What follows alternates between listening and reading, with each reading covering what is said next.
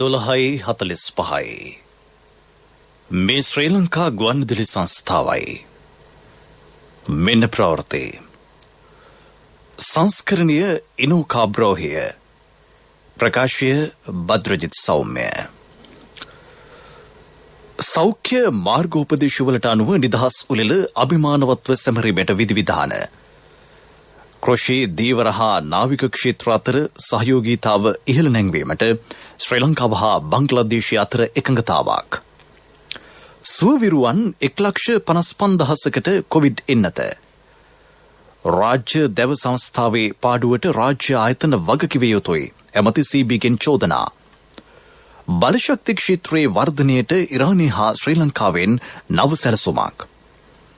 කිඹුලා ඇලේ ගුණා කඩිනමෙන් දෙවිනට ගෙන්වා ගැනීමට රාජතාන්ත්‍රික සාකච්ඡා.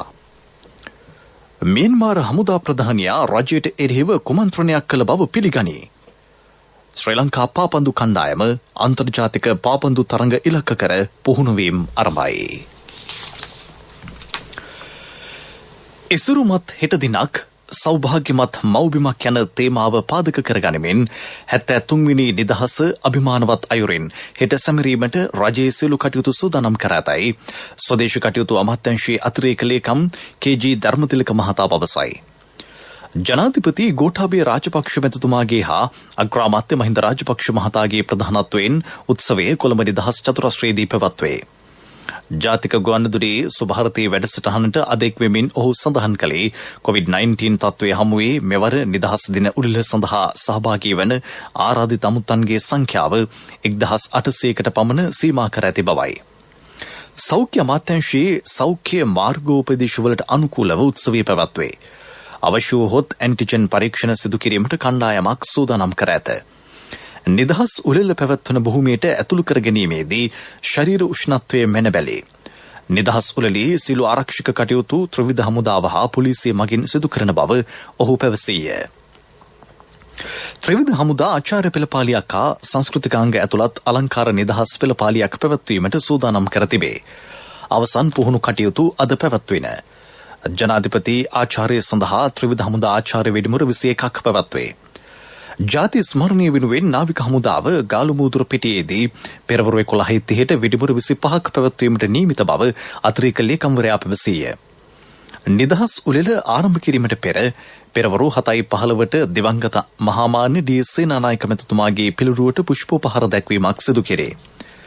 මෙවර නිදහස් දිනයට සමගාමීව සිළුම රාජ්‍ය ආයතන ආවරණ වන පරිදි වැඩසටහන් රැසක් ක්‍රියාත්මක කෙරේ. පෙරවරු 9:29 දින විශේෂ නැකතේදී රුක් රෝපණ වැඩසටහනක් ආරම්භ කෙරේ. මෙහිදී මී ශාකයේ සිටුවීමට අපේක්ෂා කෙරේ. මෙම රුක් රෝපණ වැඩසටහනේදී මී කොහොඹ කුඹුක් වැනි ශාක කෙරෙහි ප්‍රමුඛ අවධානය යොමු කෙරේ. 73 වන ජාතික නිදහස් දින සැමරුම වෙනුවෙන් රාජ්‍ය හා පෞද්ගලික ආයතන මෙන්ම සෑම නිවසකම පෙබරවාරි 1 වෙනිදා සිට 7 වෙනිදා දක්වා ජාතික කොඩිය ඔසවා තබා රටේ නිදහස සැමරීමට එක්වන ලෙස හෙතම ඉල්ලීමක් කරයි. නිදහස් දිනය වෙනුවෙන් හෙට පැවැත්වෙන සර්වාගමික වතාවත් පිළිබඳ අදහස් දැකූ අතිරේක ලේකම්වරයා.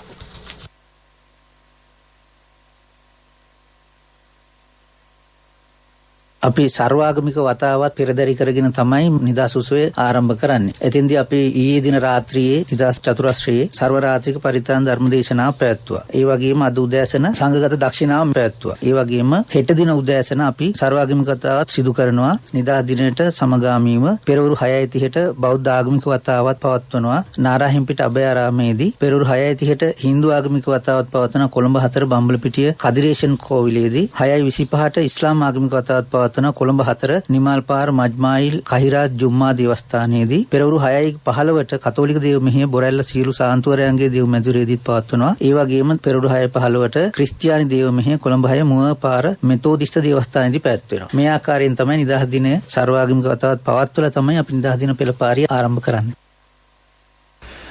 බංග්ලාදේශ මහකොමසාරිස් තාරික් එමින් අරිපුල් ඉස්ලාම් සහ නියෝජ්‍ය මහකොමසාරිස් මොහොමඩ් හස්රත් අලි ખાන් යන මහත්වරු අග්‍රාමාත්‍ය මහින්ද රාජපක්ෂ මහතා හමු වෙතේ. එම හමුව අග්‍රාමාත්‍යවරයාගේ විජේරාම නිවසේදී ඊයේ සිදුවිය.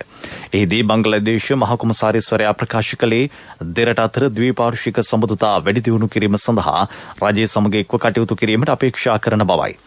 73වෙනි නිදහස් දිනය වෙනුවෙන් අග්‍රාමාත්‍යවරයාට සුබ පැතූ බංග්ලාදේශ මහ කොමසාරිස්වරයා එරට අග්‍රාමාත්‍යවරියගේ ලිපියක් අගමැතිතුමාට බහර දුන්නේ ශ්‍රී ලංකාවේ නිදහස් දිනය වෙනුවෙන් ඇගේ සුබ පැතුම් දෙක් කරමිනි.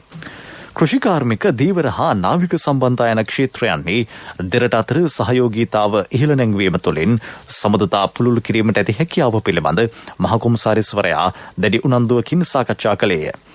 බංග්ලාදේශය දැනට මිරිදිය මත්ස්‍ය නිෂ්පාදනයේ 4වෙනි විශාලතම රට බවත් එහි හොඳම භාවිතයන් ලංකාව සමග බෙදා හදා ගැනීමට බලාපොරොත්තු වන බවත් හෙතෙම පැවසීය. ගංගතුර හා නියඟයට ඔරොත්තු දෙන ඉහළ මට්ටමේ සහල් වර්ග නිපදවීමටත් එම සහල් නිෂ්පාදනය වැඩි කිරීමටත් බංග්ලාදේශය මේ වන විට ශ්‍රී ලංකාවට සහාය වෙමින් සිටී.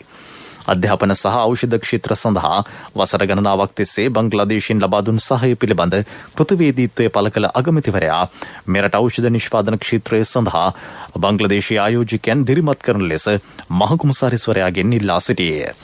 බංග්ලාදේශයේ මේ වසරේදී සිය ස්වර්ණ ජයන්ති නිදහස් දිනය සමරයි.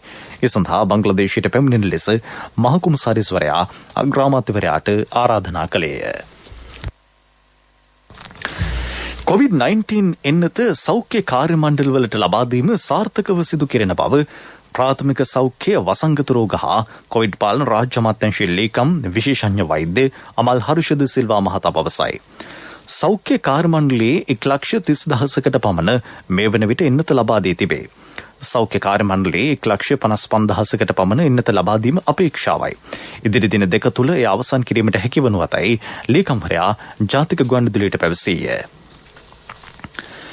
රාජ්‍ය දැව සංස්ථාවට අයවිය යුතු රුපියල් මිලියන 1,146ක මුදලක් 2016 වසරේ සිට මේ දක්වා ගෙවීම් පැහැර හැරීම හේතුවෙන් අහිමි වී ඇතැයි වනජීවී හා වන සංරක්ෂණ අමාත්‍යාංශය වෙත ඉදිරිපත් කර ඇති මුල්‍ය වාර්තාවකින් අනාවරණ වෙයි. එම වාර්තාවට අනුව දුම්රිය දෙපාර්තමේන්තුවෙන් රුපියල් මිලියන 940ක්, ශ්‍රී ලංකා විදුලි බල මණ්ඩලයෙන් රුපියල් මිලියන 40ක්, මිනුම් ඒකක හා ප්‍රමිති සේවා දෙපාර්තමේන්තුවෙන් රුපියල් මිලියන 20ක් හා මහවැලි අධිකාරියෙන් රුපියල් මිලියන 13ක් අයවිය යුතුව තිබේ. මීට අමතරව රජයේ රෝහල්, රජයේ විශ්වවිද්‍යාල ඇතුළු තවත් ආයතන රැසක් රාජ්‍ය දැව සංස්ථාවට ගෙවිය යුතු මුදල් පැහැර හැර ඇත. පෞද්ගලික අංශයේද ගෙවීම් පැහැර හැර ඇති අතර එම මුදල රුපියල් මිලියන 70කි. මෙලෙස ගෙවීම් පැහැර හැර ඇති මුදල් කඩිනමින් අය කර ගැනීමට අවශ්‍ය පියවර ගන්නා ලෙස ඇමති සී.බී. රත්නායක මහතා වනජීවී හා වන සංරක්ෂණ අමාත්‍යාංශයේ ලේකම් බන්දුල හර්ෂචන්ද්‍ර මහතාට උපදෙස් දී තිබේ. බලශක්ති අමාත්‍ය උදේ ගම්මන්පිල සහ ශ්‍රී ලංකාවේ ඉරාන තානාපති හෂීම් අස්ජසාලේ යන මහතුරුන් අතර හමුවක් බලශක්ති අමාත්‍යාංශයේදී ඊයේ පැවැත්වින. ඉරානයේ ශ්‍රී ලංකාවේ බලශක්ති ක්ෂේත්‍රයේ වර්ධනයට ලබා දී ඇති දායකත්වය පිළිබඳ ගම්මන්පිල මහතා මෙහිදී ඉරාන තානාපතිවරයාට ස්තුතිය පිරිනැමීය. ශ්‍රී ලංකාවේ බලශක්ති ක්ෂේත්‍රයට ඉදිරියේදී ලබා දී හැකි ඉරාන දායකත්වයේ සම්බන්ධයෙන්ද මෙහිදී සාකච්ඡා කෙරිණ. මෙරටින් අද උදැසන COVID-19 ආසාදිතයන් 715 දෙනෙකු හඳුනාගෙන ඇතැයි COVID-19 පැතිරීම වැළැක්වීමේ ජාතික ක්‍රියාන්විත මධ්‍යස්ථානය පවසයි. වැඩිම පිරිසක් හඳුනාගෙන ඇත්තේ කොළඹ දිස්ත්‍රික්කයේදී. එම සංඛ්‍යාව 261කි. මෙරට COVID මරණ සංඛ්‍යාව 330ක් දක්වා ඉහළ ගොස් තිබේ. ඊයේ තවත් මරණ 7ක් වාර්තා විය. මිනුවන්ගොඩ පෑලියගොඩ පොකුරෙන් වාර්තා වූ සම්පූර්ණ ආසාදිතයන්ගේ සංඛ්‍යාව 61910කි. ඉන් පුද්ගලයන් 56,945 දෙනෙකු පූර්ණ සුවය ලබා රෝහල් වලින් පිටව ගොස් තිබේ. මේ දක්වා දිවයිනින් වාර්තා වන සම්පූර්ණ කොවිඩ් ආසාදිතයන්ගේ සංඛ්‍යාව 65697ක් වේ. පූර්ණ සුවය ලැබූ සංඛ්‍යාව 59000 ඉක්මවා ගොස් තිබේ. ඊයේ සිදු කළ PCR පරීක්ෂණ සංඛ්‍යාව 12340කි. රටපුරා ක්‍රියාත්මක නිරෝධායන මධ්‍යස්ථාන කිහිපයක සිදු කළ නිරීක්ෂණවල කෙටි සටහනක් දැන්.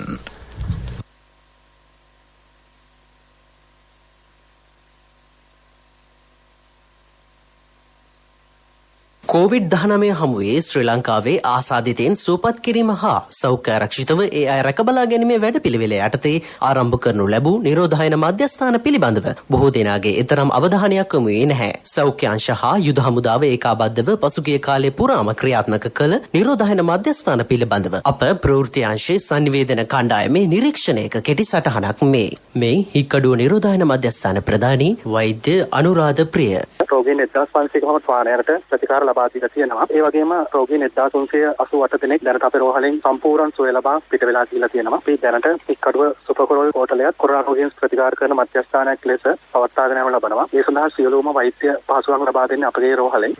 බිංගිරේ නිරෝධායන මධ්‍යස්ථාන ප්‍රධානී වෛද්‍ය චමල් ප්‍රියන්ත ඔක්තෝබර් මාසේ 30 වෙනිදා තමයි පටන් ගත්තේ. මේ වෙද්දී දැන් මාස 3ක කාලයක් වෙනවා. අද උදේ 7 වෙනි පේෂල්ලා 355ක් ඉන්නවා. පොසිටිව් පේෂල්ලා. මේ වෙනකොට සම්පූර්ණම පේෂල්ලා 4135ක් රෝහලට ඇඩ්මිට් කරලා තියෙනවා. ඒකෙන් 3780ක් මේ වෙද්දී ඩිස්චාර්ජ් කරලා යවලා දෙනවා අපි.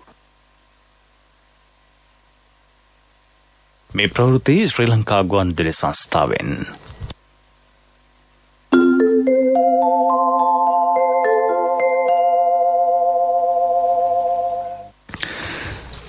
පැරණි සංගීතඥයන්ගේ විශිෂ්ට නිර්මාණ විවිධ සංගීත රටා යොදා ගැනීමෙන් විනාශ කිරීම බලවත් අපරාධයක් බව ප්‍රවීණ සංගීතඥ හා ගත් කතුවර ලයනඩ් ගුණතිලක මහතා පවසයි. එදා පැවති නෝර්ති නාඩගම් ගැමෆෝන් සංගීත නිර්මාණ මෙරට ජනතාවගේ සිත් සංවේදී කර ඔවුන් ආගමනානුකූල ජීවිත රටාවකට යොමු කිරීමට සමත් විය. වර්තමානයේ සංගීතය තුළින් නිවන්නක් සිදුවන්නේ කලාතුරකින් බව හිතම පෙන්වා දෙයි. එබැවින් මෙරට පැරණි සංගීත නිර්මාණ රැකගැනීමට ජාතික ගුවන්විදුලිය කරන මෙහෙවර සිසු මාධ්‍යවලට හා වත්මන් සංගීත ශිල්පීන්ට ආදර්ශයක් බව ඔහු පෙන්වා දෙයි. ජාතික ගුවන්විදුලියේ සිටි FM සේවයේ සංජීවනී සමග සංවේදී පැයක් වැඩසටහනට අද එක්වෙමින් ඔහු මෙම අදහස් පළ කළේය. මද්‍රව්‍ය වැටලීම් රටපුරා ක්‍රියාත්මක බව පොලිස් මාධ්‍ය ප්‍රකාශක නියෝජ්‍ය පොලිස්පති අජිත් රෝහණ මහතා පවසයි. ගංජා කිලෝ 2කට වැඩි ප්‍රමාණයක් සමග සැකකරුවන් 2 දෙනෙකු අනුරාධපුර පොලිසිය ඊයේ අත්අඩංගුවට ගෙන තිබේ. ඔවුන්ගෙන් එක් අයෙකු නාවික හමුදා සෙබළෙකු වන අතර අනෙක් පුද්ගලයා එම සේවයෙන් ඉවත් වූ අයෙකි. මද්‍රව්‍ය ප්‍රවාහනයේ යෙදුණු 22 හැවිරිදි තරුණියක් හංවැල්ල පොලිසිය ඊයේ අත්අඩංගුවට ගෙන ඇත. ඇය සතුව තිබී හෙරොයින් ග්‍රෑම් 55ක්, අසිස් වර්ගයේ මද්‍රව්‍ය ග්‍රෑම් 35ක් සහ ගංජා ග්‍රෑම් 5ක් සොයාගෙන ඇත. සැකකාරිය සමග ත්‍රිරෝධ රථයක් හා යතුරු පැදියක්ද පොලිස් භාරයට ගෙන තිබේ. විදේශ රටක සිට මෙරට මද්‍රව්‍ය ජාවාරමේ යෙදෙන ලලියා නැමැත්තාගේ සහායකයෙකු ලෙස ඇයව හඳුනාගෙන ඇතැයි පොලිස් මාධ්‍ය ප්‍රකාශකවරයා පවසයි. අද උදෑසන 6න් අවසන් වූ පැය 24 තුළදී මුහුණු ආවරණ පැළඳ නොසිටි පුද්ගලයෝ 26 දෙනෙකු අත්අඩංගුවට ගෙන ඇත. මේ දක්වා වෙන පුද්ගලයන් 2970 දෙනෙකු අත්අඩංගුවට ගෙන ඇතැයි අජිත් රෝහණ මහතා සඳහන් කරයි.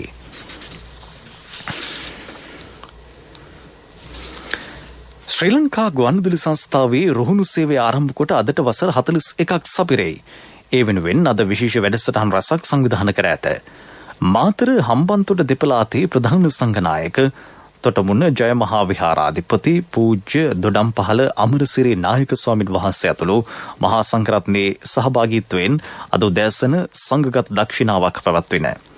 රුහුණින් බිහි වූ ගායන ශිල්පීන්ගේ සහභාගීත්වයෙන් දකුණු පළාත් රාජ්‍ය සංගීත කණ්ඩායමේ දායකත්වයෙන් සංගීත ප්‍රසංගයක් රුහුණු සේවා කාර්යාලය පරිශ්‍රයේදී දැන් පැවැත්වේ. තෝරාගත් අඩු ආදායම්ලාභී පවුල් සඳහා වේලි සලාක හා පාසැල් සෙසුන්ට උපකරණ බෙදා දීම මාතර දිස්ත්‍රික් සියලු ජාතීන්ගේ සමගි සන්ධානයේ දායකත්වයෙන් පස්වරුවේ පැවැත්වේ. නිදහස් අභිමානීය සමගින් මාතර මත්තල අධිවේගී මාර්ගයේ පාලටුව ගුවන් පාලම අසල රුක් රෝපණ වැඩසටහනක් හෙට පැවැත්වේ. ශ්‍රී ලංකා ගුවන්විදුලි සංස්ථාව දිවයින පුරා විහෙර විහාරස්ථානවල සංවිධානය කරන රතන සූත්‍රය සජ්ජායනා කිරීමේ වැඩසටහනේ සියවැන්න කොළඹ හුණුපිටිය ගංගාරාම විහාරස්ථානයේ අද පැවැත්වේ. එම විහාරස්ථානයේ පූජ්‍ය ආචාර්ය කිරින්දේ අස්සජී ස්වාමීන් වහන්සේගේ අනුශාසකත්වයෙන් එය පැවැත්වීමට නියමිතයි. ලංකාව පුරාම පැතිරෙමින් පවතින කොරෝනා වෛරසය මේ රටින් තුරන් කර ගැනීම සඳහා ශ්‍රී ලාංකික සැවොම ලෙඩක් දුකක් කරදරයකින් තොරව සැපවන්ත ජීවිත ගත කරනු වත් ශ්‍රී ලංකා ගුවන්විදුලි සංස්ථාව මගින් මීට ප්‍රථම රටපුරා දීප ව්‍යාප්තව පවත්වන්නට යෙදුන රතන සූත්‍ර සජ්ජායනාව 100 වෙනි සූත්‍ර දේශනාව කොළඹ හුණුපිටිය ගංගාරාම විහාරස්ථ බේරෑවේ ඓතිහාසික සීමා මාලකය තුළ අද සවස 6:30ට ආරම්භ කොට සජ්ජායනා කිරීම සඳහා සියලු කටයුතු ශ්‍රී ලංකා ගුවන්විදුලි සංස්ථාව මගින් මේ වෙනුවට සකස් කොට තිබෙන්නේ. අතිපූජනීය මහා සංඝරත්නය 28 නමක් වඩම්මලා සීමා මාලකය තුළ මේ පිරිස් සජ්ජායනාව පැවැත්වීම තුළින් රටේ කොරෝනා වෛරසය තුරන් වෙලා රට සුවපත් වෙන්නත් රටේ ජීවත් වෙන සියලු දෙනාට මේ ලැබුවා වූ නව වසර වාසනාවන්ත නව වසරක් බවට පත් කර ගැනීම සඳහා ආශිර්වාද කිරීම සුවිශේෂිත දෙයක් වෙනවා. පස්වරු 6:30 සිට වෙළඳ සිටි ෆිල්ම් සහ සීලු ප්‍රාදේශීය සේවා ඔස්සේ රත්න සූත්‍ර සජ්ජායනය සජීවීව ප්‍රචාරය කෙරේ. මීළඟට ප්‍රමුඛ පුවත. ප්‍රමුඛතම පුවත ඔබ වෙත ගෙනෙන්නේ සිද්ධාලේප ලක්ප්‍රියාව. පසුගියදා අත්අඩංගුවට ගනු ලැබූ කිඹුලා ඇලේ ගුණා සහ ඔහුගේ පුත්‍රයා කඩිනමින් දෙවෙනිට ගෙන්වා ගැනීමට රාජතාන්ත්‍රික සාකච්ඡා පවත්වන බව මහජන ආරක්ෂාව පිළිබඳ අමාත්‍ය සරත් වීරසේකර මහතා පවසයි. කිඹුලා ඇලේ ගුණා නැමැත්තා මෙරට මත්ද්‍රව්‍ය ජාවාරමට සම්බන්ධ ප්‍රධාන පෙළේ සැකකරුවෙකි. ඔහු වසර 15කට පෙර ඉන්දියාවට පලා ගොස් තිබේ. කිඹුලාලේ ගුණා කියන දාමරිකයා සහ එයාගේ පුතාවයි තව බුම්මා කියන වෙඩිකරුවෙක්. ඒ දෙන්නම ලංකාවට අවශ්‍ය වෙලා සිටින අපරාධකරුවන්. අපි ඒ සම්බන්ධයෙන් රතු නිවේදන නිකුත් කළා. ඊට පස්සේ අපි ජාත්‍යන්තර පොලිසිය සමග සම්බන්ධ වුණා. ඒ වගේම තමයි දියොත්සව සේවාව සමග සම්බන්ධ වෙලා තමයි අපිට අවශ්‍ය කරන මේ දාමරිකව ගැන විස්තර සැපයුවේ. ඉතින් ඒ අනුව ඉන්දියන් බලධාරීන් විසින් දැන් මේ අයව මේ පුද්ගලයන්ව අත්අඩංගුවට තියෙනවා. ඉතින් අපි ඉන්දියන් බලධාරීන්ට මේ ගැන මගේ ස්තුතිය පුද කරනවා. වගේම ඔවුන්ව උදර්පණය කිරීම සඳහා නැවත අපේ රට ගෙනීම සඳහා දැන් රාජතාන්ත්‍රික මට්ටමින් අපි කටයුතු කතා කර කර යනවා. ප්‍රමුඛතම පුවත ඔබ වෙත ගෙන ආවේ සිද්ධාලේප ලක්ප්‍රියාව. ශක්ති හඬ අවධානය පිණිසයි. පාසලේ පන්ති කාමරවල පවතින හිඟයට පිළියම් ලෙස පැරණි ගුරු නිවාසය අලුත් වැඩියා කර දෙන ලෙස මැදවච්චිය ඇටවීර ගොල්ලෑව මහා කාශ්‍යප ප්‍රාථමික පාසලේ සිසුහු මෙන්ම දෙමව්පියෝ අදාළ බලධාරීන්ගෙන් ඉල්ලා සිටිති. පාසලේ සනීපාරක්ෂක පද්ධතිය ඇතුළු යටිතල පහසුකම්ද ප්‍රමාණවත් නොවන බව ඔහු පවසති. කැබිති ගොල්ලෑව අධ්‍යාපන කලාප කාර්යාලයට අයත් මෙම පාසල දීර්ඝ ඉතිහාසයකට උරුකමන් කියන්නකි. ගුරුවරුන් 7 දෙනෙකුගෙන් සමන්විත පාසලේ සිසු සිසුවියෝ 100කට ආසන්න සංඛ්‍යාවක් අධ්‍යාපනය ලබති. ලෝක ප්‍රවෘත්ති අනුග්‍රහය People's Leasing ලීසින් විප්ලවයට ඔබත් එක්වන්න. කිසිදින නොලැබෙන අසම සම ලීසින් වාරික සමගින් අවම පොලියකට විස්තර දැනගන්න ළඟම People's Leasing ශාඛාවකට පිවිසෙන්න. නැත්නම් කතා කරන්න 0112266300. People's Leasing විශ්වාසයේ ප්‍රමුඛයා. ඉකුත් වසරේ පැවති මහමැතිවරණයේදී වංචාවක් කළ බවට චෝදනා කරමින් මියන්මාර හමුදා ප්‍රධානියා අවුන් සන් සුකී මහත්මියගේ රාජ්‍යයට එරෙහිව කුමන්ත්‍රණයක් සිදු කළ බවට පිළිගෙන තිබේ. හමුදාවේ ජ්‍යෙෂ්ඨ ජෙනරාල් මින් අවුන් හිලින්ග් මහතා ඊයේ එරට රාජ්‍ය රූපවාහිනිය ඔස්සේ ප්‍රකාශයක් නිකුත් කරමින් මේ බව සඳහන් කර ඇත. ඔහු පෙන්වා දෙන්නේ නව රාජ්‍යයක් පිහිටුවීමට ආසන්නව තිබියදී රටේ බලය හමුදාව යටතට ගත් බවයි. ඉකුත් ඡන්ද විමසීමේදී ඡන්ද මිලියන 10කට වැඩි සංඛ්‍යාවක අක්‍රමිකතා සිදු වී ඇති බවට හිතෙම චෝදනා කරයි. ඒ සඳහා කිසිදු පරීක්ෂණයක් පවත්වා නොමැති බව ඔහු සඳහන් කරයි. කෙසේ වෙතත් ඡන්දය වංචා කිරීමේ චෝදනාව එරට මැතිවරණ කොමිසම ප්‍රතික්ෂේප කර තිබේ. ඉකුත් මැතිවරණයෙන් අවුන් සන් සුකී මහත්මියගේ ප්‍රජාතන්ත්‍රවාදය සඳහා වූ ජාතික ලීගයේ විශිෂ්ට ජයග්‍රහණයක් ලබා ගත්තේය. අවුන් සන් සුකී මහත්මිය ජනාධිපති වින් මයින්ඩ් ඇතුළු රජයේ ජ්‍යෙෂ්ඨ සමාජිකයන් අත්අඩංගුවට ගැනීමෙන් පසු හමුදා ප්‍රධානියා සිදු කළ පළමු ප්‍රකාශය මෙයයි. ඔහු හමුදා නිලධාරීන්ගේ රැස්වීමකදී ප්‍රකාශ කළේ ප්‍රජාතන්ත්‍රවාදය කරා රට ගමන් කළ යුතු බවයි. මේ අතර එරට පාලක පක්ෂ ආරංචි මාර්ග සඳහන් කරන්නේ හමුදාව භාරයේ සිටි ඇතැම් පුද්ගලයන් නිදහස් කර ඇති බවයි. ඇමතිවරු ගණනාවක් දී අතර වෙති. එම පිරිස හොඳ සෞඛ්‍ය තත්ත්වයෙන් පසුවන බව වාර්තා වේ. අවුන් සන් සුකී මහත්මිය තවමත් නයිෆෝටෝ නගරයේ පිහිටි ඇයගේ නිවසේ නිවාස අඩස්සේ පසුවන බව එම පක්ෂ ආරංචි මාර්ග වැඩිදුරටත් සඳහන් කරයි. ඇයට බටහිර ලෝකයේ සමග සංවේදනය කිරීමට නොහැකි වී ඇත. කුමන්ත්‍රණයට ප්‍රතිචාර දක්වමින් එක්සත් ජාතීන්ගේ ආරක්ෂක මණ්ඩලය ඊයේ හදිසි රැස්වීමක් ඇඳ වීය. එහිදී ඔවුන් සිද්ධිය හෙලා දැක තිබේ. ඔස්ට්‍රේලියාවේ පර්ත් නගරයට ආසන්නයේ පැතිර යන ගින්නක් හේතුවෙන් එම ප්‍රදේශයේ 100 ගණනකට වැඩි පිරිසකට ආරක්ෂිත මධ්‍යස්ථානවල රාත්‍රියක් ගත කිරීමට සිදුවිය. මෙම ගින්න හෙක්ටයාර 9000ක් පුරා පැතිර ගොස් තිබේ. නිවාස 71ක් මුළුමනින්ම විනාශ වී ඇත. ගින්න මැඩ පැවැත්වීමට ගිය ගිනි නිවන හමුදාවේ බටයෝ 6 දෙනෙක්ද තුවාල ලැබූහ. පර්ත් නගරයේ පැතිර යන කොරෝනා වසංගතය හේතුවෙන් මේ වන විට නගරයේ අකුළු දමා තිබේ. ලබන සිකුරාදා එය ඉවත් කිරීමට නියමිතව ඇත. People's Leasing ලීසින් විප්ලවයට ඔබත් එක්වන්න. කිසිදින නොලැබෙන අසමසම ලීසින් වාරික සමගින් අවම පොලියකට විස්තර දැනගන්න ළඟම People's Leasing ශාඛාවකට පිවිසෙන්න. නැත්නම් කතා කරන්න 0112 206 300. People's Leasing විශ්වාසයේ ප්‍රමුඛයා.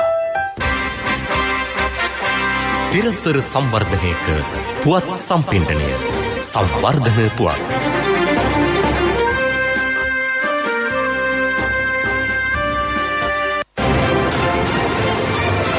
සංවර්ධනයට මාවතක් ඇසි දිසි සංවර්ධන පෙරමග. අලු යුගයක දෙන්නකින් අපිම නැගිටිමු. එකම දැයකට හිස නමා අපිම නැගිටිමු.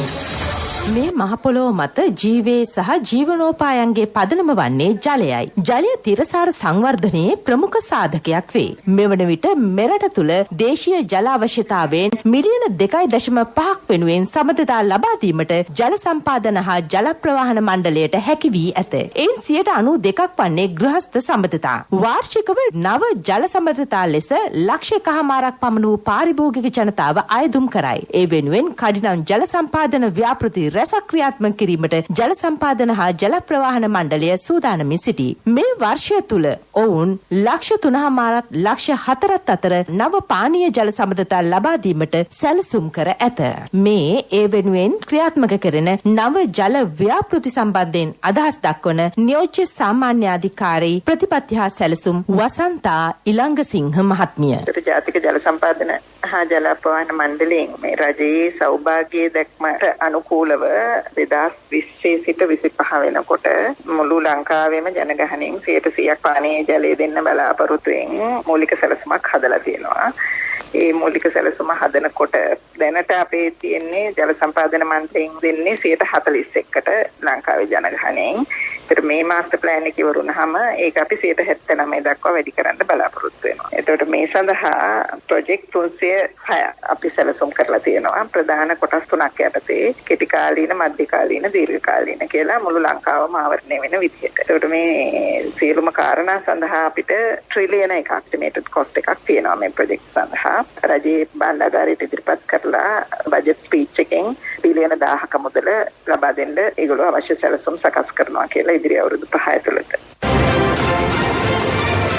සංවර්ධනයට මාවතක් ඇසි දිසි සංවර්ධන පෙරමග. අලු යුගයක දෙන්නකින් අපිම නැගිටිමු.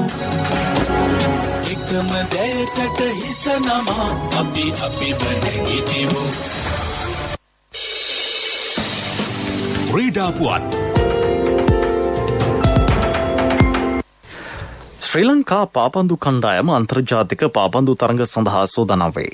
මේ අනුව ලෝක කුසලාන පාපන්දු තරඟාවලියට සුදුසුකම් ලබා ගැනීමේ තරඟ කිහිපයකට ශ්‍රී ලංකා කණ්ඩායම ඉදිරියේදී සහභාගී වීමට නියමිතයි. ප්‍රථම තරඟයේ මාර්තු මාස 25 වෙනිදා උතුරු කොරියානු කණ්ඩායම සමග උතුරු කොරියාවේදී පැවැත්වේ. ශ්‍රී ලංකා කණ්ඩායම මාර්තු මාස 30 වෙනිදා දකුණු කොරියාව සමග තරඟවදී. එම තරඟයේ කොළඹ සුගතදාස ක්‍රීඩාංගණයේදී පැවැත්වේ. මෙම අන්තර්ජාතික පාපන්දු තරඟ ඉලක්ක කරගැනීමෙන් ජාතික පාපන්දු සංචිතයේ පුහුණුවීම් බැද්දගාන පාපන්දු පුහුණු මධ්‍යස්ථානයේදී මේ දිනවල සිදු කෙරේ. ක්‍රීඩකයෝ 22 දෙනෙක් ජාතික පාපන්දු සංචිතයට ඇතුළත් වෙති. බොස්නියානු ජාතික පුහුණුකරු අමීර් ඇල්ජික් මහතාගේ ප්‍රධානත්වයෙන් පුහුණුවීම් සිදු කෙරේ. ව්‍යාපාරික පුවත් ඔබ වෙත ගෙන එන්නේ 2021 වසරේ පළමු ශ්‍රේණියට ඇතුළු වන පුංචි හපනුන්ට ජාතික ඉදිරි කිරීමේ බැංකුවේ හපන් ගිණුමෙන් රුපියල් 1000ක තැන්පතුවක්. ඔබේ මුදලට සුරක්ෂිතම ස්ථානය ජාතික ඉදිරි කිරීමේ බැංකුව. මෙරට අධ්‍යාපන හා ලිපි ද්‍රව්‍ය නිෂ්පාදන සැපයුම් කරුවෙකු වන ඇට්ලස් සමාගම පසුගියදා පැවති ස්ලිම් සන්නාම විශිෂ්ටතා සම්මාන උළෙලේදී ඇට්ලස් සිප් සවි වැඩසටහන වෙනුවෙන් වසරේ ආයතනික සමාජ සත්කාරක සන්නාමය කාණ්ඩේ ලෝකඩ සම්මානය දිනා ගැනීමට සමත් විය. පසුගිය මුල්‍ය වර්ෂය තුළ පාසල් දරුවන් 11,200කට වැඩි සංඛ්‍යාවකට ඍජු සමාන අධ්‍යාපන අවස්ථා ලබා දීමට ඇට්ලස් සිප්සවේ වැඩසටහන සමත් වී තිබේ. ආරම්භයේ පටන් ආර්ථික දුෂ්කරතාවලින් පෙළෙන සිසු දරුවන් දහස් ගණනකට සම අධ්‍යාපන ප්‍රවේශ ලබා ගැනීම වෙනුවෙන් ඇට්ලස් සිප්සවේ වැඩසටහන කැපී පෙනෙන කාර්යභාරයක් ඉටු කර ඇත. ව්‍යාපාරික පුවත් ඔබ වෙත ගෙනාවේ 2021 වසරේ පළමු ශ්‍රේණියට ඇතුළු වන පුංචි හපනුන්ට ජාතික ඉදිරි කිරීමේ බැංකුවේ හපන් ගිණුමෙන් රුපියල් 1000ක තැන්පතුවක්. වැඩි පොලියක්, ඉතුරු ගිණුමට 100% රාජ්‍ය ආරක්ෂාව, ශිෂ්‍යත්ව විභාගය සඳහා ආදර්ශ ප්‍රශ්න පත්‍ර කට්ටල් සහ දිවයින පුරා විහිදුණු ශාඛා ජාලය හා තැපැල් උපතැපැල් කාර්යාල ජාලය මගින් ගනුදෙනු කිරීමේ හැකියාව. ඔබත් අදම ඔබේ සිඟිත්තාගේ අනාගතය වෙනුවෙන් හපන් ගිණුමක් අරමන්න. කොන්දේසි අදාළ වේ. ඔබේ මුදලට සුරක්ෂිතම ස්ථානය ජාතික ඉදිරි කිරීමේ බැංකුව. ආර්ථික පුවත් ආවරණය බිස්නස් ඩීල්ස් දැන් හරි ලේසි පටස් ගන්නකොට වැඩේ කෙරෙයි ඕන වෙලාවක හැමෝම සෙට් ඉහළම වට්ටම් real time LOLC real time LOLC finance real time app එක දැන් LOLC ඉතුරුම් ගිණුමෙන් ඔබේ ඉතුරුමට ආකර්ශනීය පොලියක් මුදල් හුවමාරුවට ගාස්තු නැත ඉතුරුව වැඩියෙන් රියල් ටයිම්. 2019 වසරේ තෙවැනි කාර්තුවට සාපේක්ෂව පසුගිය 2020 වසරේ එම කාර්තුවේදී මෙරට විදුලි සංදේශ සහ තොරතුරු තාක්ෂණ ක්ෂේත්‍රයේ සුවිශේෂී වර්ධනයක් පෙන්නුම් කරයි. ජන හා සංඛ්‍යාලේඛන දෙපාර්තමේන්තුව නිකුත් කළ ජාතික ගිණුම් ඇස්තමේන්තුවකට අනුව එම වර්ධනය 2.1කි. එහි සමස්ත ආදායම රුපියල් බිලියන 48ක් වේ. මෙම කාර්තුව තුළ මෙරට තාක්ෂණික සේවා 13.5ක වර්ධනයක් පෙන්නුම් කරයි. කොරෝනා වසංගතය හමුවේ පාසල් දරුවන් නිවසේ සිට අධ්‍යාපන කටයුතු වල නිරත වීම සහ රාජ්‍ය හා පෞද්ගලික දෙයන්ශයේ සේවකයන් මාර්ගගත ක්‍රමවේද ඔස්සේ රාජකාරී සඳහා සහභාගී වීම මීට හේතුවයි. මගේ මහත්තයා දාපු මේ රත්තරන් මුද්ද තමයි මගේ ජීවිතේ. LOLC එකට ඔයාලගේ රත්තරන් පණ වගේ. ඔයාලගේ රන් බහන්න අපි ළඟ තියනකල් ඔයාලට ජීවිත රක්ෂණයකුත් දෙන්නේ අපි විතරයි. වෙලාවට ගෙවා ගන්න බැරි වුණොත් ඔයාලගේ රත්තරන් කොහොම හරි ඔයාලටම දෙන එකයි අපේ ප්‍රතිපත්තිය. ගෙවා ගන්න අමාරුනොත් අපි කතා කරලා විසඳුමකුත් දෙනවා. මුද්දට මං හිතපු නැති ගාණක් හම්බුණා. ආපු ගමන් වැඩෙත් උනා. වටිනා තෑග්ගකුත් හම්බුණා. LOLC එක කරන ගනුදෙනුවක් රත්තරන් වටින ගනුදෙනුවක් කියන්නේ ඒකනේ. LOLC ෆයිනෑන්ස් රන්සවි රන්නය සේවාව. රත්තරන්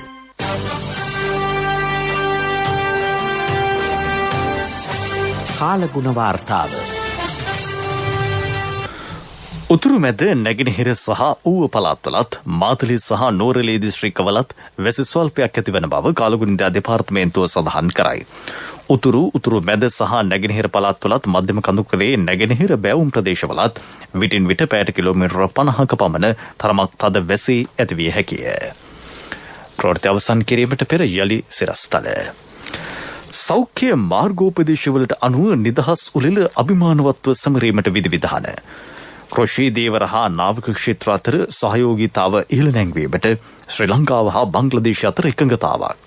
සුවවිරුවන් 1,55,000කට කොවිඩ් එන්නත. රාජ්‍ය දෙව සංස්ථාවේ පාඩුවට රාජ්‍ය ආයතන වගකිව යුතුයි. ඇමති CBගෙන් චෝදනා. බලශක්ති ක්ෂේත්‍රයේ වර්ධනයට ඉරානය හා ශ්‍රී ලංකාවේ නව සැලසුමක්. කිඹුලා එලේ ගුණා කඩිනමින් දිවයිනට ගෙන්වා ගැනීමට රාජතාන්ත්‍රික සාකච්ඡා. මියන්මාර හමුදා ප්‍රධානියා රජයට එරෙහිව කුමන්ත්‍රණයක් කළ බව පිළිගනී. ශ්‍රී ලංකා පාපන්දු කණ්ඩායම අන්තර්ජාතික පාපන්දු තරඟ ඉලක්ක කර පුහුණුවීම් ආරම්භයි. දිවා ප්‍රවෘත්ති ඉන් සමප්තයි. අපගේ මීළඟ ප්‍රධාන ප්‍රවෘත්ති ප්‍රකාශය සවස 6ට බලාපොරොත්තු වන්න. අඩසියවසක් පුරා ජාතියක් විශ්වාසය තිබූ ලොතරැයි ලොවේ කිරුළ මහජන සම්පත දැන් සතියේ දින 7ම මහජන සම්පත රටටම සම්පත.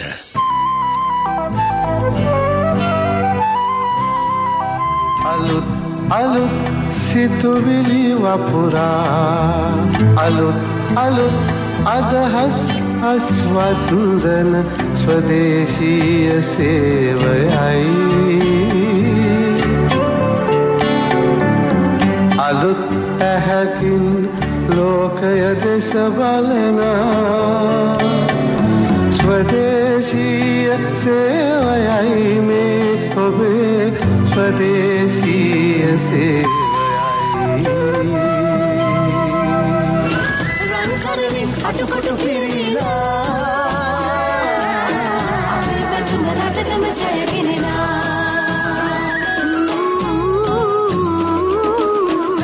ලොතරැයි ජීවිත ලොතරැයිය. පැය ගානක් ඩ්‍රයිව් කළා ඔෆිස් එකෙත් බිසි වුණාම එන කොන්ද කැක්කුමට මම සිද්ධාලේප ස්ප්‍රේ කළා. ටක්කාල වේදනාවට සහනය. හෑන්ඩ් බෑග් එකටත් ෆිට්. සිද්ධාලේප පරම්පරා ගණනාවක විශ්වාසය දිනු සහනය. සුන්දර කොත්මලේ පුරවරයේ මනස්කාන්ත පරිසරයක පිහිටි ශ්‍රී ලංකා ගුවන්විදුලි සංස්ථාවේ SLBC මාධ්‍ය ඇකඩමිය ගෙන එන නිවේදන ශිල්පය පිළිබඳ 5 දින නේවාසික පාඨමාලාව.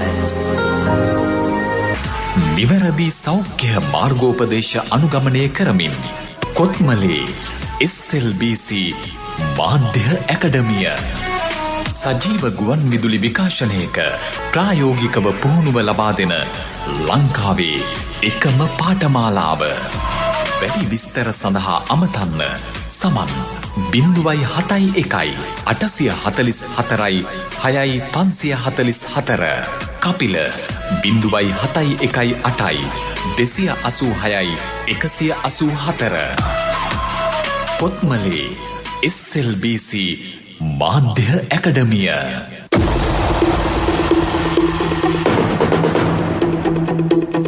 මෙවර සිකුරාදා සුභාරතයෙන් අපි කතා කරමු.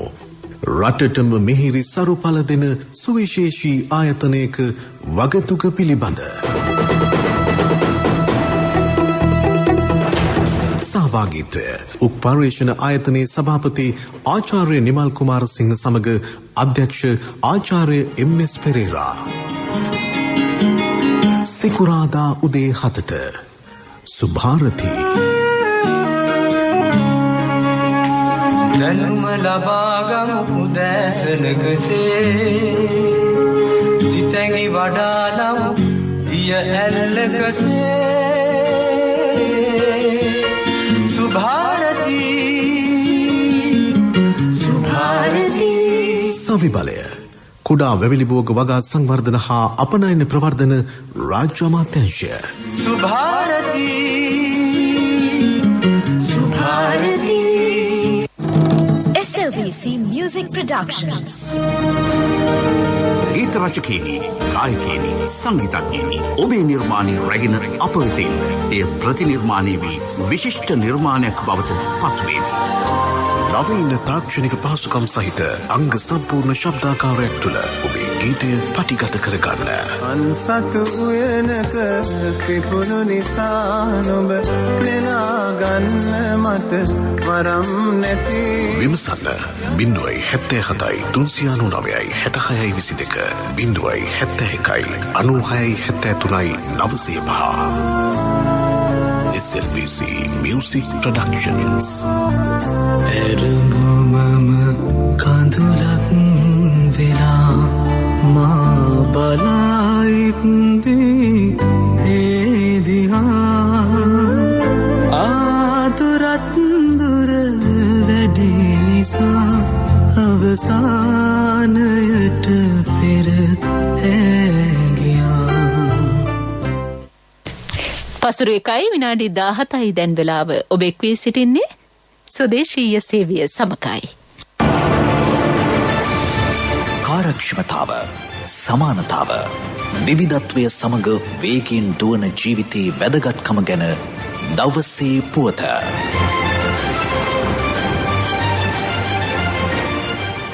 අද දවසේ පොතින් අවධානයට ලක් කරන්නට සූදානම් වන්නේ එළඹෙන සිකුරාදා ආරම්භ කිරීමට නියමිත වාරි සෞභාග්‍යා වැඩසටහන පිළිබඳවයි. වාරි සෞභාග්‍යා වැව් අමුණු හා වාරි ජල මාර්ග කඩිනමින් ප්‍රතිසංස්කරණය කිරීමේ ජාතික වැඩසටහනේ සමාරම්භය ජනාධිපති ගෝඨාභය රාජපක්ෂ මහතාගේ ප්‍රධානත්වයෙන් එළඹෙන සිකුරාදා පළුගස්වැවදී ආරම්භ කිරීමට නියමිතව තිබෙනවා. ජනාධිපති ගෝඨාභය රාජපක්ෂ මහතාගේ සෞභාග්‍යයේ දැක්ම ප්‍රතිපත්ති ප්‍රකාශනයට අනුව වාරි ජලය ලබා දීමේ දැවැන්ත වැඩපිළිවෙල වාරි මාර්ග අමාත්‍යාංශය මෙලෙස ආරම්භ කිරීමට සූදානම්ව සිටිනවා.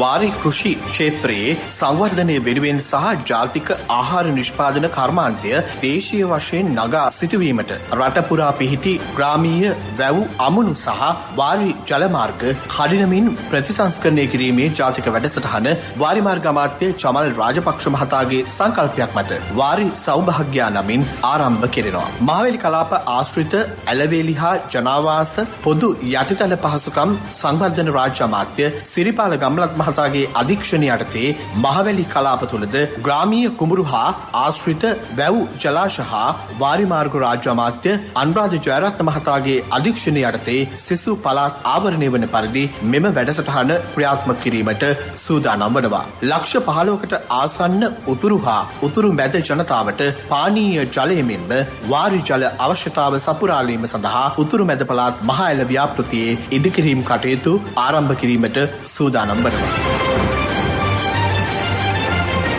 ජනාධිපතිතුමන්ගේ සෞභාග්‍ය දැක්ම ප්‍රතිපත්ති ප්‍රකාශයට අනුව වාරි ක්ෂේත්‍රයේ ශීඝ්‍ර සංවර්ධනයක් තුළින් ජාතික ආහාර නිෂ්පාදනය නගා සිටුවීම සහ දිලිඳුගම තුරන් කිරීමේ අරමුණින් මෙම වාරි සෞභාග්‍ය ජාතික වැඩසටහන ක්‍රියාත්මක කරන බව අමාත්‍ය චමල් රාජපක්ෂ මහතා සඳහන් කළා. වාරි සෞභාග්‍ය වැව් අමුණු හා වාරි ජල මාර්ග කඩිනමින් ප්‍රතිසංස්කරණය කිරීමේ ජාතික වැඩසටහන බඳව වැඩිදුරටත් අදහස් පළ කරන අමාත්‍ය චමල් රාජපක්ෂ මහතා පහුගිය හැම රජයක් විසින්ම මහා වාරි මාර්ග ක්‍රියාත්මක කළා තියෙනවා. ඒ වුණා ග්‍රාමීය ජනතාවගේ දිලිඳු බව පුරම් වෙලා නැහැ. ඒ නිසා මේ වෙලාවේ මහා වාරි මාර්ග වගේම ග්‍රාමීය වැව්, ග්‍රාමීය ඇනිකට් අමුණු ඇලවල් මේ සියල්ලම ප්‍රමුඛතාවයක් දීලා සංවර්ධනය කිරීමට මෙවර ආයවැය ලේඛනයෙන් අසාල මුදලක් ඒ කියන්නේ බිලියන 45ක් පමණ අපට ලබා දීලා තියෙනවා. ඒ නිසා අපි ග්‍රාමසේක වසම්වල සියලුම ගම්වල තිබෙන ග්‍රාමීය වැව් සම්බ සමග පිළිසඳර වැඩසටහන යටතේ ජනතාවගේ අදහස් අනුව ප්‍රදේශීය නියෝජනය කරන දේශපාලන අධිකාරී නියෝජිතයන්ගේ අදහස් අනුව ඒ වැව් තෝරගෙන තියෙනවා. අපි මේ අවුරුද්දේත් ලබන අවුරුද්දටත් වැව් 5000ක් එවැනි කුඩා වැව් 5000ක් ක්‍රියාත්මක කිරීමේ සැලැස්ම. මේ අවුරුද්දේ අපි බලාපොරොත්තු වෙනවා වැව් 1000ක් ක්‍රියාත්මක කරන්න. මෙම වැඩසටහන වාරි මාර්ග අමාත්‍යාංශය ගොවිජන සංවර්ධන දෙපාර්තමේන්තුව ඇතුළු රජයේ ආයතන හා ආරක්ෂක අංශවල සහභාගීත්වයෙන් සිදු කරන අතර ආර්ථික පුනර්ජීවන හා දරිද්‍රතාව තුරන් කිරීමේ ජනාධිපති කාර්ය සාධක බලකායද මේ සඳහා දායකත්වය ලබා දෙන බව අමාත්‍යවරයා මෙහිදී සඳහන් කළේය. මෙතෙක් කලක් මේ වැව් සංවර්ධනය කිරීමේදී කොන්ත්‍රාත් පදනමෙන් තමයි ක්‍රියාත්මක වෙලා තියෙන්නේ. ඒවා තාමත් අසාර්ථක බවට අපිට වැටහුණා. මෙවර ඍජුව වාරි මාර්ග අමාත්‍යාංශය, ගොවිජන සේවා සංවර්ධන දෙපාර්තමේන්තුව, ඒ වගේම ඉඩම් ගොඩ කිරීමේ සංස්ථාව, යුද හමුදාව, ශ්‍රී ආරක්ෂක දෙපාර්තමේන්තුව, නාවික හමුදාව, ගුවන් හමුදාව සියල්ලම සහභාගී කරගෙන ඍජුව මේ වැව් ප්‍රතිසංස්කරණය කරන්න තමයි බලාපොරොත්තු වෙන්නේ. ආර්ථික පුනර්ජීවන හා දරිද්‍රතාවය තුරන් කිරීම සඳහා ජනාධිපති කාර්ය සාධක බලකායත් මේ කටයුත්තට දායක වෙනවා. ඒ අනුව පෙබරවාරි මාස 5 වෙනිදා අනුරාධපුර දිස්ත්‍රික්කයේ උතුරු මැද මහ ඇල සංවර්ධනය කිරීමේ කටයුත්ත ජනාධිපති ගෝඨාභය රාජපක්ෂ මහතාගේ ප්‍රධානත්වයෙන් ආරම්භ කිරීමට සියලු කටයුතු සූදානම් කර ඇති බවයි අමාත්‍යවරයා සඳහන් කළේ. ඒ උමග අද ලංකාවේ තිබෙන දිගම උමග බවට පත්. ඒ ව්‍යාපෘතිය අපි අවුරුදු 4ක් ඇතුළත ක්‍රියාත්මක කිරීමට කඩිනම් ව්‍යාපෘතියක් හැටියටත් බලාපොරොත්තු වෙනවා. එහෙම වායඹ මහ ඇල පෙබරවාරි 16 වෙනිදා ගරු අග්‍රාමාත්‍යතුමාගේ ප්‍රධානත්වයෙන් ක්‍රියාත්මක වෙනවා. එතකොට කුරුණෑගල දිස්ත්‍රික්කයේ කුරුණෑගල, ගල්ගමුව වගේ ප්‍රදේශවල වැව් 350කට ජලය සපයන්න බලාපොරොත්තු. අද ලෝක ආහාර සංවිධානය අනතුරු අඟවලා තියෙනවා ආහාර අර්බුදයක්. ලෝකෙම ඇති වෙනවා. ලංකාවත් ඒ ආහාර අර්බුදයෙන් පීඩාවට පත් වෙන රටක් හැටියට. ඒ නිසා අපි ඒවත් මූලික කරගෙන තමයි මේ ව්‍යාපෘතිය පටන්ගෙන ක්‍රියාත්මක කරන්නේ. මෙම වැඩසටහන යටතේ එළඹෙන වසර තුළ වැව් 5000ක් ප්‍රතිසංස්කරණය කිරීමට රජය කටයුතු කරනවා. මේ වසර තුළ පමණක් ප්‍රතිසංස්කරණය කරන වැව් සංඛ්‍යාව 1000ක්. සෑම ප්‍රාදේශීය ලේකම් කොට්ටාශයක් සඳහාම මේ ආකාරයෙන් වාරි ප්‍රතිසංස්කරණ දියත් කිරීමට නියමිත බවත් වැව් ආශ්‍රිතව රුක් රෝපණ වැඩසටහනක්ද මේට සමගාමීව දියත් කරන බව වාරි මාර්ග අමාත්‍යාංශය සඳහන් කරනවා. මෙම ව්‍යාපෘතිය සිදු කිරීමේදී වාරි මාර්ග දෙපාර්තමේන්තුව ඒ සඳහා සැලසුම් සකස් කර ඇති ආකාරය පිළිබඳව ජාතික ගුවන්විදුලියට අදහස් පළ කළ වාරි මාර්ග අමාත්‍යාංශයේ අතිරේක අධ්‍යක්ෂ ජෙනරාල් ඉදිකිරීම හා සංවර්ධන ජානකී මීගස් තැන්න මහත්මිය. වාරිමාර්ග දෙපාර්තමේන්තුව විදියකට අපි බලාපොරොත්තු වෙන වැව් ප්‍රමාණය ප්‍රතිසංස්කරණය කිරීමේදී ඇත්තටම ඒ සඳහා වාරිමාර්ග දෙපාර්තමේන්තුවේ සිටින ඉංජිනේරුවරුන්ගේ ඒ වගේම තාක්ෂණික නිලධාරීන්ගේ ප්‍රමාණවත් නැතිකම ප්‍රධාන අඩුපාඩුවක් විදිහට අපි වාරිමාර්ග දෙපාර්තමේන්තුව දැක්කා. නමුත් ඒකට අපි වාරිමාර්ග දෙපාර්තමේන්තුව තුළ විසඳුමක් සූදානම් කරගෙන තිබෙනවා. එකක් තමයි අර හැමෝටම ගයිඩ්ලයින් එකක් දීලා තියෙනවා. එතකොට වැවේ කොහොමද බණ්ඩ එක ප්‍රතිසංස්කරණය කරනවා නම් මොන ගයිඩ්ලයින්ස්ද පාවිච්චි කරන්නේ? ඒ වගේම රඩපනාවට, ඒ වගේම සොරවුවට, ඒ වගේම වාහනට. එතකොට ඒ වගේ දේවල් වලින් ඇස්තමේන්තු ගත කිරීමේ කාලය අඩු කිරීමට කටයුතු කරලා තියෙනවා. ඒ වගේම මේ වෙනකොට යන්ත්‍ර සූත්‍ර සඳහා කලින්ම ටෙන්ඩර් කැඳවීමේ කළා ලියාපදිංචි කිරීමේ කටයුතු කරලා තිබෙනවා. ඒ වගේම අපි සැලසුම් කරලා තිබෙනවා මේ මාස කන්නේ අවසන් වෙනවත් එක්කම ජලාශවල ගොඩක් ජලය අඩු වෙන තැන්වල ඒ ජලාශවල පුනරුත්ථාපන කටයුතු කරගෙන යන්න. ඊට අමතරව ගොඩක් වැව්වල පස් වැඩ වාරිමාර්ග දෙපාර්තමේන්තුව විසින් ඍජු ශ්‍රමයෙන් කරන්න තමයි බලාපොරොත්තු වෙන්නේ. ඊට අමතරව කොන්ක්‍රීට් වැඩ ස්ට්‍රක්චර්ස් වගේ ඒවා, ඒ කියන්නේ නිර්මිත ඉදිකිරීම කටයුතු පමණක් කොන්ත්‍රාත් පදනම මත කරන්න බලාපොරොත්තු වෙනවා. ඒ මගින් අර වාරිමාර්ග දෙපාර්තමේන්තුවේ තියෙන තාක්ෂණයත් ඒ වගේම කුඩා පරිමාණයේ අර කොන්ත්‍රාත්කරුවන් සවිබල ගැනීමත් ඒ වගේම ගොවි සංවිධාන වලට මේ සමහර කොන්ත්‍රාත් ලබා දීමෙන් මේ මුදල් ගම තුලට යැවීමත් ඒ වගේම ගවයේ ගොවි සංවිධාන තරුණ ප්‍රජාව සවිබල ගැනීමත් මේ වැඩසටහනේ අරමුණක් වෙලා තිබෙනවා. ඉතින් ඒ අපිට තියෙන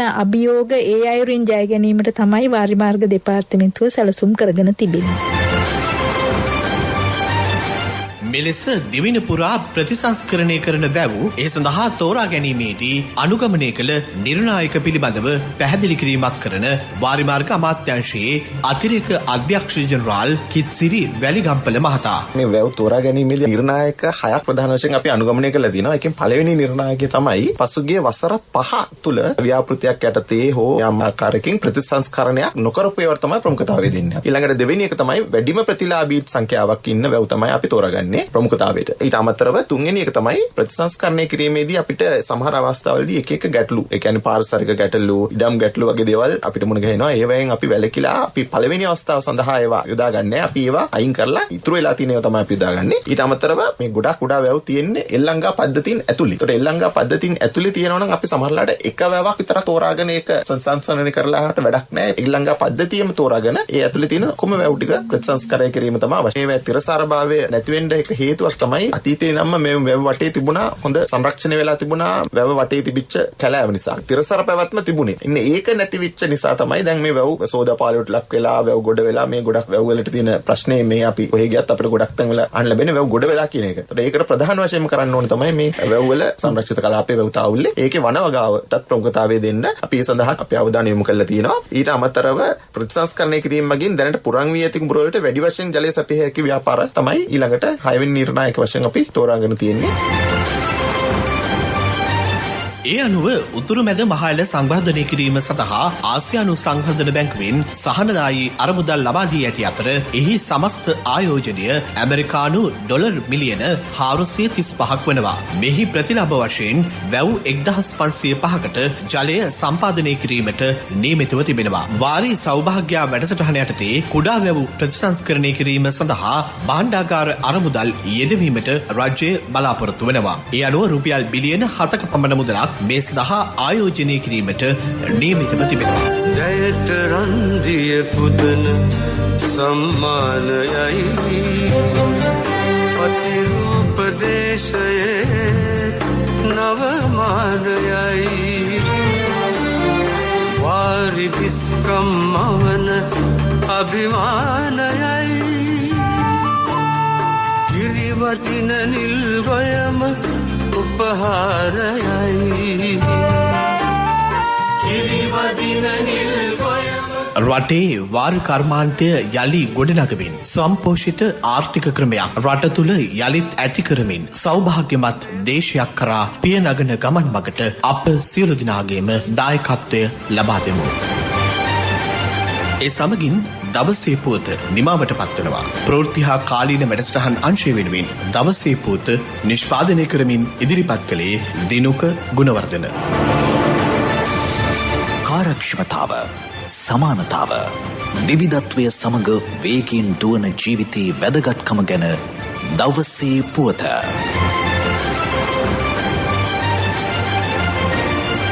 දවසේ පුවත ජාතික ගුවන්විදුලියේ ප්‍රවෘත්ති හා කාලීන වැඩසටහන් අංශයේ ඉදිරිපත් කිරීම.